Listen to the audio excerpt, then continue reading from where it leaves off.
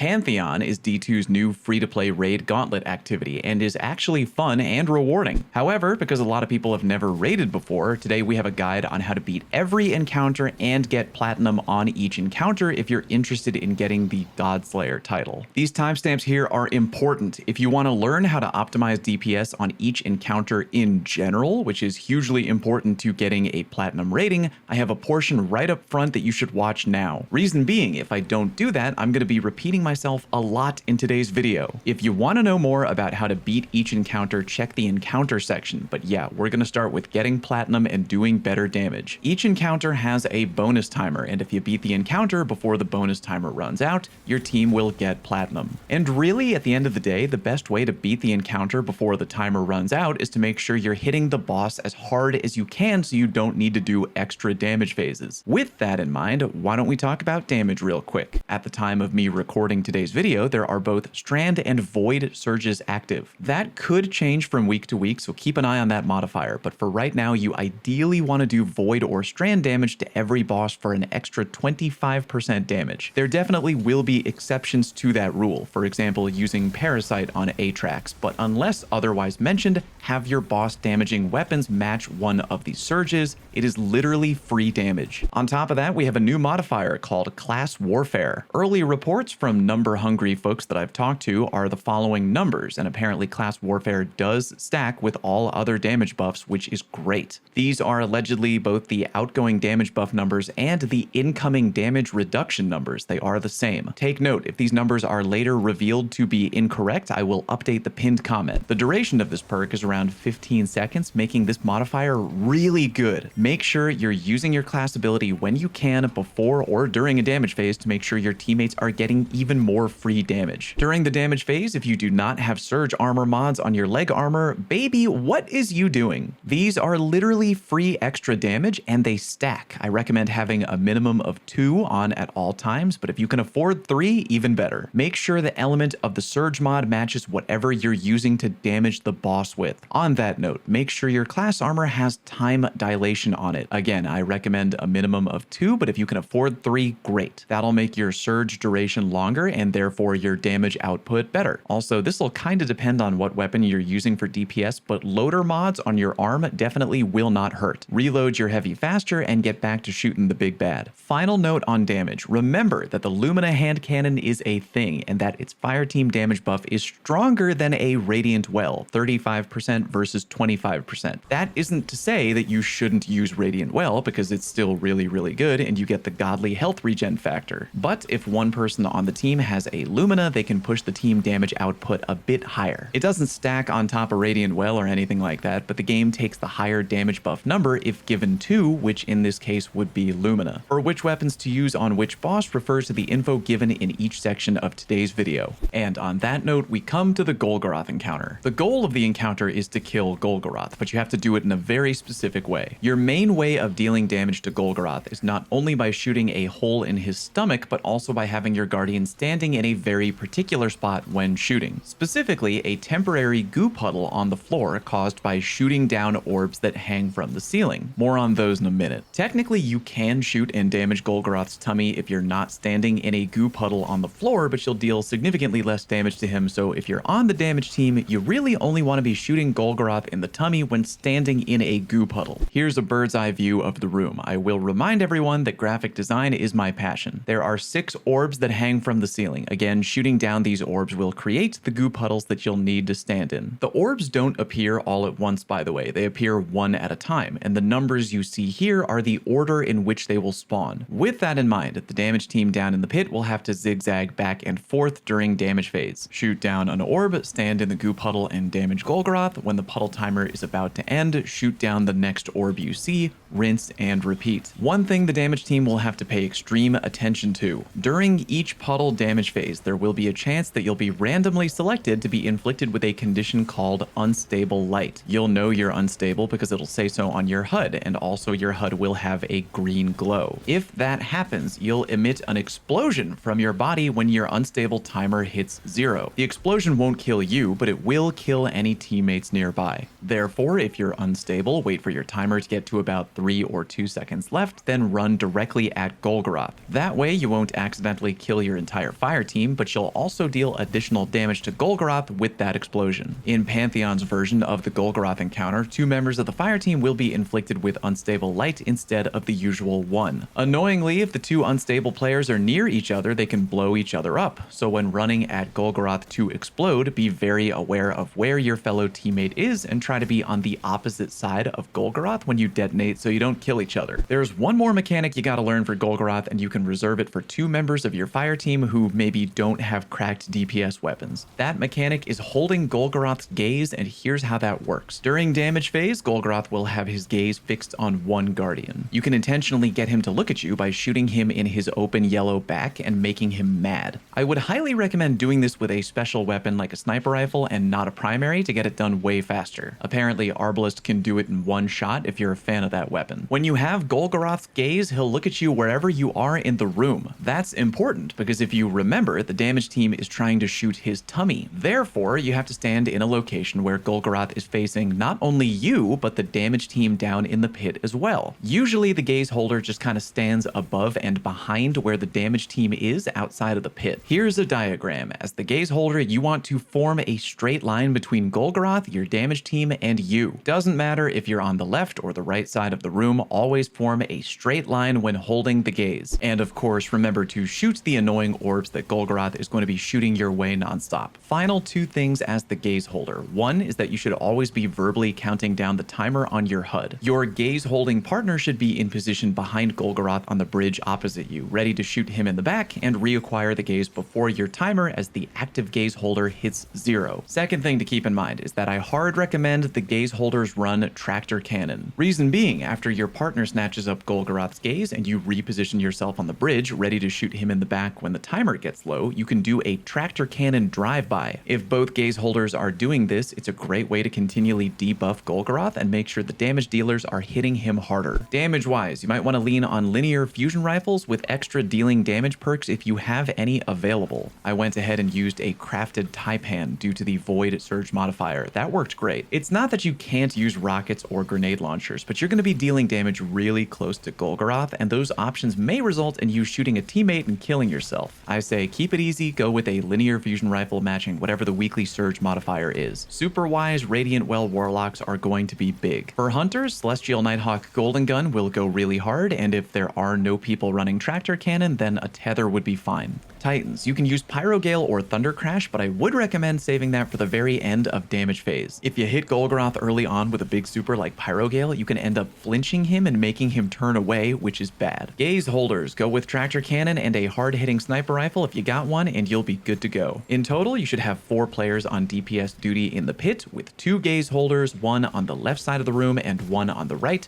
going back and forth between the bridge and where they will inevitably stand above and behind the DPS team. The encounter begins with ad clear until 2 big yellow bar knights are dead. When they're both dead, have the DPS team ready to jump into the pit, and when the first gaze holder grabs gaze, break and shoot the first orb and begin damage phase. Rinse and repeat until Golgoroth is dead. The next encounter is the Caretaker from Vow of the Disciple. Your goal is to kill the Caretaker, who will only be damageable when you're standing on very specific glowing plates. Mechanic-wise, we are looking at 3 teams of 2, and I'll start with the easiest, ad clear. 2 players can be on ad clear. Your job is to just slay the hell out and be on opposite sides of the room. Also, if you can, shoot the flying objects in the air coming out of the Caretaker. We call them bees, but whatever you want to call them, just shoot them when you get a free moment. I mean, it's not mandatory to shoot them, but they do track down players and hurt them, so yeah, shoot and break them when you can. Next team of 2, you're on babysitting duty. Your job is to harass and slow down the Caretaker as he slowly makes his way to where the DPS phase will inevitably be. Slowing him down is important because if he makes his way to the totem before your entire team is ready to set up DPS phase, the whole encounter will come crashing down. You slow the Caretaker by first shooting him in the face when you see it glowing yellow, and then shooting him in the backpack immediately after, which will open up and glow after he's been shot in the face. Technically, you can do this with only 1 person, it's just way easier with 2. Be be on either side of the Caretaker, stay alive, maybe bait out a ground pound here and there, and then shoot him and stun him whenever you can. The final team of 2 are the runners. Near where DPS will take place, you'll notice a large totem that when the encounter begins will be covered in a bunch of symbols. Going one at a time, the 2 runners will shoot a little object to open a door and then run into a large dark-filled room with enemies and gather 3 symbols by just running through them. Which 3 you get doesn't really matter, but it's important that you remember what they are when you grab them. When you've gathered 3, tell your runner teammate waiting outside to shoot the object to open the door and let you out,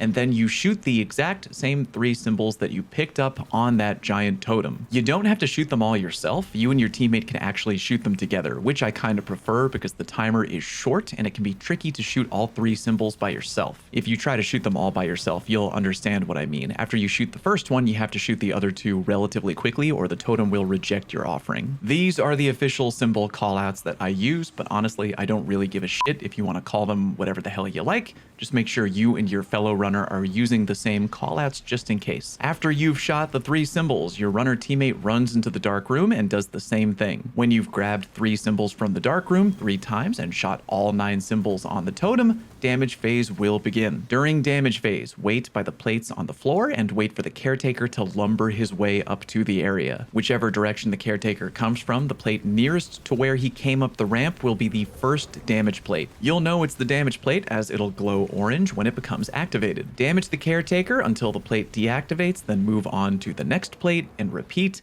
then move on to the next and final plate and repeat again. When the damage phase is over, the Caretaker will teleport up and stairs will come down, allowing you to go up a floor and do the entire thing all over again. There are 3 main damage floors total, and when you hit the damage gate on the Caretaker's health bar, you then run up a final staircase and damage the Caretaker from 1 plate at a time, moving in a straight line. This encounter is annoying to get platinum on due to the fact that if you damage the Caretaker too fast, he'll preemptively teleport up to the next floor early. If your team does good damage and you're very careful, you can get the Caretaker into final stand mode in only 2 floors, completely skipping the 3rd floor. Check it out. When damaging the Caretaker, you'll notice a portion of his health bar flashing. If you're trying to do a 2-floor strategy, your goal is to make sure you get as close to finishing that health bar as you can without completely finishing it before stepping onto the 3rd plate in order to do damage. In my team's case, we did the vast majority of the damage on plate 1, meaning on plate 2, we were kinda barely tickling him with primary damage to make sure we didn't finish the flashing health bar. Then on 3rd plate, we went full on balls to the wall with damage. Again, if you completely eradicate his entire flashing health bar before getting to that 3rd plate, he will teleport up early. Do a lot of damage on plate 1 without going over, just tickle him a little bit on plate number 2 if his flashing health bar is getting close to gone, and then go all out on plate number 3. Even though he's fairly close to where you're going to be shooting him from, I do recommend grenade or rocket launcher damage. Just go ahead and make sure you don't hit a teammate directly in front of you. Players should not be strafing or moving during damage. With the Void Surge active, I used an edge transit with bait and switch, and damage-wise, that worked out really well for me for the most part. Again, I think grenades or rockets would be fine, combined with whatever the surge happens to be that week for the extra 25% damage. Warlocks should bring what else? Radiant Well, and if you want to bring burst damage supers, that would be fine, provided you hold them for plate number 3 and for final stand. To guarantee platinum, really make sure your runners are the shining stars of your team. That role should be reserved for anyone on the team who is a more experienced raider or who knows how to move really fast. Next encounter is the Planet Room from Root of Nightmares. Your goal is to kill Zo'Aurc, a name I'm sure I'm pronouncing correctly, a cool looking cabal at the back of the room. Divide your team into 2 groups. 2 players will be on ad clear and 4 players will be runners. Each runner will have their own plate, which is essentially a large triangle, and on each corner of that triangle you'll notice there is a large planet right above it. Each runner's goal is to move 1 planet from their triangle plate to the opposite triangle plate on the other side of the room. If you're confused, don't worry, I got you. Here's a bird's eye view of the room. There are 4 triangle plates in the room, 2 on the left and 2 on the right. And again, each plate has 3 corners. Each corner has 1 planet. During the ad clear phase, when the honored centurion nearest to your plate is killed, a big ol' yellow bar lieutenant will spawn on your plate. When you kill that lieutenant, you'll now be able to see that the 3 planets above your plate are now glowing, either light or dark. You can only see those auras if you get the final blow on the lieutenant, by the way, so ad clear people can help you kill him, but you need to deliver the final blow. All you have to do is locate the odd planet out. In this example, there are 2 dark planets and 1 light planet. I go and stand under the odd planet out, so in this example, the light planet. I grab the aura underneath it, and now quickly back to our diagram. My fellow runner on the other side of the room has assumedly done the exact same thing. We call out to each other where on our triangle plate we grabbed the aura from, left, right, or middle, then we swap sides and dunk the aura into wherever our teammate grabbed their aura from. So if I grab my planet aura from the right side of the plate and my teammate on the other side of the room pulled from left, I take my aura over and dunk it into the left, and they take their aura over and dunk it into the right. Your team can use whatever callouts you want, but I have never been more adamant in my life that the best callouts for this encounter are literally just left, right, and middle, all facing the same direction, the back of the room where the boss is. I see teams out there using lettered callouts. I see teams out there using numbered callouts. All of that is insanity to me. Left, right, middle literally could not be more straightforward, but again, do whatever you want. The 2 top plate runners are dance partners, so to speak, and the 2 bottom plate runners are dance partners. When the planets have been correctly moved around the room, a Tormentor, Pantheon's new addition for this encounter, will show up. Ad clear people, be sure to kill his ass when he does show up. He can be annoying. Meanwhile, when the honored centurion nearest to your plate is killed, again, another beefy yellow bar lieutenant will show up on your plate. Kill him, and you'll again be able to see the planets glowing light or dark. You're now looking for what color the 3 planets glowing near the very center of the room are. 3 of the 4 plate runners will need to grab the corresponding auras from their plates, either 2 dark and 1 light, or 2 light and 1 dark,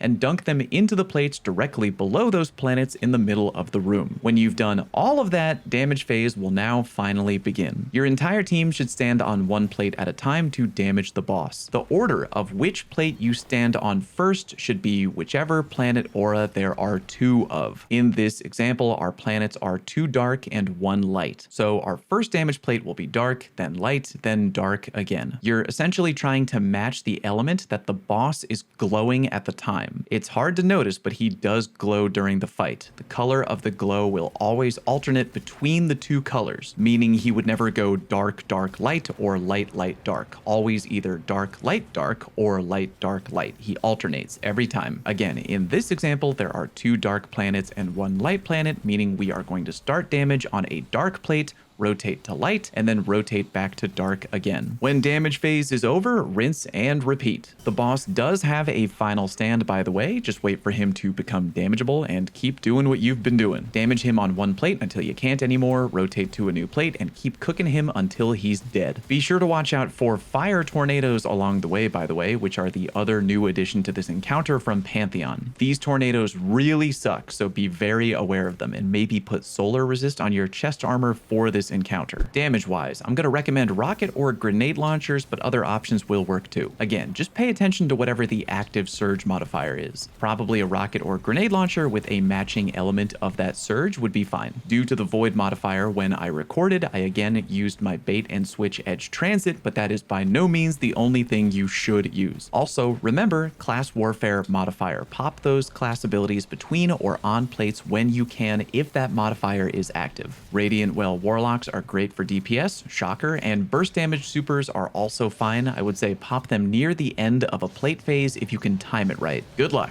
Alright, the final encounter for Pantheon Week 1 is Atraks from Deepstone Crypt. Your goal is to kill Atraks, and of course avoid killing a false decoy Atraks, because if you do that, this will happen. Day 1 raids, am I right? Anyway, divide your team into 2 groups of 3. You got team upstairs and team downstairs. Launch the encounter and have team upstairs ride the elevators up to the top floor, and then everyone kill ads. Eventually, 6 servitors will spawn in, 3 upstairs and 3 downstairs, 1 on the left, middle, and right side of each floor. When all 6 servitors have been killed, the damage phase will begin, so it's highly recommended that you leave 1 servitor alive, and when everybody's ready for damage, you murder the final servitor. My team usually lets the far right servitor on team upstairs be the final one to be killed, but it doesn't really matter. By the way, when all 3 servitors on the bottom floor have been killed, a tormentor will show up, Bungie's fun little Pantheon edition for this encounter. Kill it as best you can and carry on. Before killing the final servitor and activating the damage phase, why don't we talk about the scanner augment, a yellow buff that'll drop from a random fallen up on the top floor. When damage phase begins, whoever is holding onto the scanner buff will be able to see which Atraks copy is the one that needs to be damaged when they all begin to glow. The correct one will glow yellow, and again, only the scanner can see which one that is. The scanner will need to communicate to their team which one needs to be destroyed, and ideally do a 3, 2, 1 countdown before big burst damage from everybody nearby. When the copy is destroyed, purple balls will drop on the floor. More on those later. After the copy has been destroyed, the scanner holder upstairs should deposit the scanner buff into this yellow glowing station in the wall. Doing that will allow anyone on the downstairs floor to grab the scanner buff from a similar station they have down there. That's going to be important because after killing the correct copy in the upstairs area, you'll then need to do the same thing again in the downstairs area. This damage process will go back and forth, starting with upstairs, then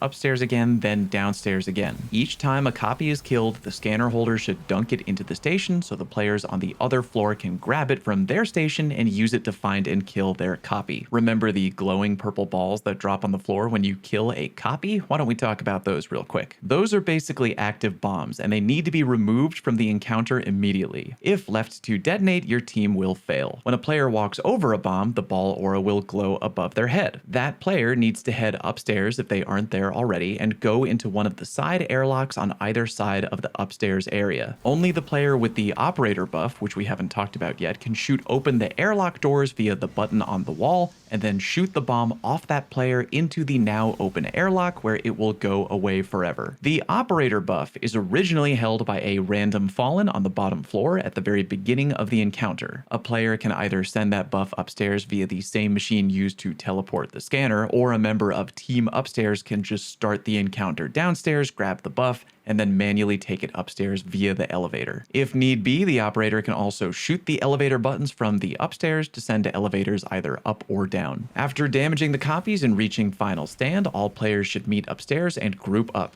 Again, the scanner will tell everyone which of the Atraks variants is the one glowing yellow, aka the one you need to damage and kill. Kill that one and keep doing it again if you need to until the encounter is over. Damage-wise, I hard recommend using the Parasite exotic grenade launcher even if the active surge modifier that week is not solar. Parasite does big burst damage and you have a short window to destroy the glowing Atraks replicas. A Lament exotic sword would also work well if you have one, or maybe a legendary grenade launcher matching whatever the rotating surge modifier is that week. No Radiant Well Warlock super here. If I have that on in my filler footage, it's because I'm dumb. Use burst damage supers. Nova Bomb, Thunder Crash, Pyro Gale, you know the deal. Be sure that your team's scanner is on top of their stuff and you should nail this no problem. Like today's video if you want me to do a follow-up next week with whatever gets added to Pantheon. And of course, if you have any additional tips for any of the encounters, by all means, share below. Thanks very much for watching. Peace!